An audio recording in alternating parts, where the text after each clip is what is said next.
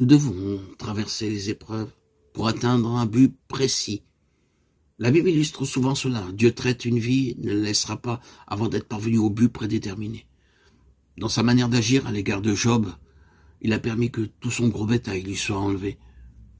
Mais cela n'a pas conduit Job au but fixé par Dieu. Ensuite, ses troupeaux et ses bergers ont été consumés par le feu.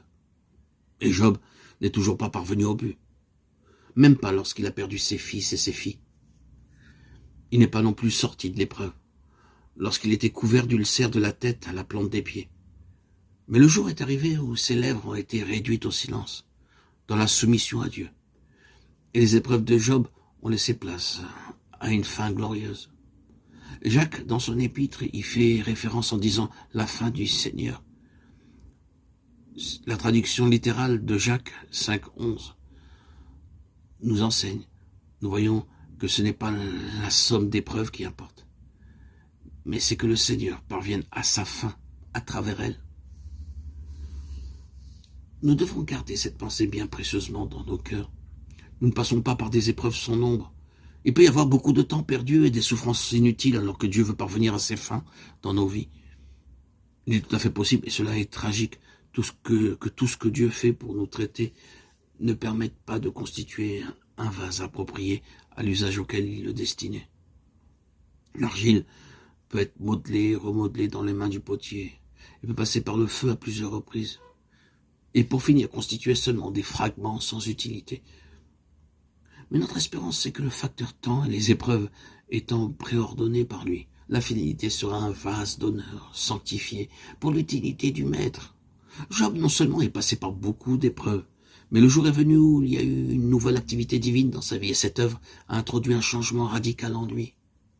L'intention de Dieu dans sa façon d'agir envers nous, ce n'est pas seulement de nous accorder une plus grande mesure de sa vie pour faire face aux situations que nous rencontrons. Il désire nous remodeler intérieurement par sa vie. Il est un fait que la vieille création ne peut pas être changée, doit demeurer à la croix. Mais il est tout aussi vrai que maintenant nous avons la vie d'une nouvelle création en nous. Cette réalité est enseignée dans la parole de Dieu. En plaçant cette nouvelle vie dans l'homme, Dieu rend possible qu'il soit aussi transformé. L'homme peut être changé dans sa constitution. Il y a une différence entre le chrétien et le non-chrétien. Pas seulement parce que le chrétien possède la vie divine et que le non-chrétien ne la possède pas, mais parce que, à cause de l'activité de la vie divine, l'être intérieur du chrétien est transformé.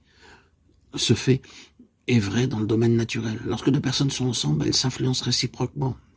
Puisqu'il en est ainsi, ce serait étonnant de voir que quelqu'un vit avec Dieu et qu'aucun changement n'intervienne dans sa vie au bout d'un certain temps. C'est le changement fondamental que nous désirons voir dans tous ceux qui ont reçu la vie divine. Nous avons l'espérance que jour après jour, par l'œuvre intérieure de l'Esprit de Dieu, une transformation incessante s'opère pour que nous soyons utiles pour lui, afin de pouvoir apporter aux autres.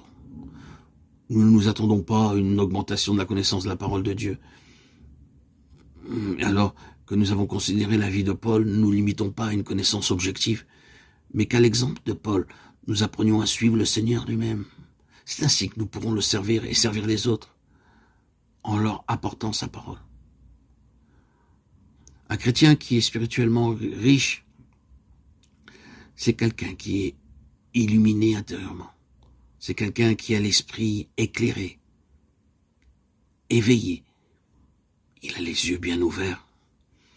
Ce qui a été appris jour après jour pendant une certaine période a été formé dans sa vie et peut être exprimé par des paroles qui enrichissent d'autres vies.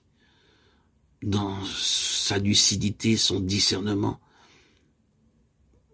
par l'éclairage qu'il peut donner à ses frères et sœurs qui le côtoient. C'est de cette manière que nous sommes qualifiés pour le ministère de la parole de Dieu. Souvent, lorsque nous sommes sous sa main, nous sommes perplexes et sans comprendre ce qui nous arrive. Mais quand parvient le terme de ce qu'il désirait faire en nous, nous sommes alors éclairés intérieurement. En acceptant sa manière de nous traiter, nous avons mûri dans la foi et l'obéissance et nous recevons ce collier tellement précieux, nécessaire pour nos vies. Je te conseille d'acheter de moi un collier afin que tu vois. Apocalypse 3, 18.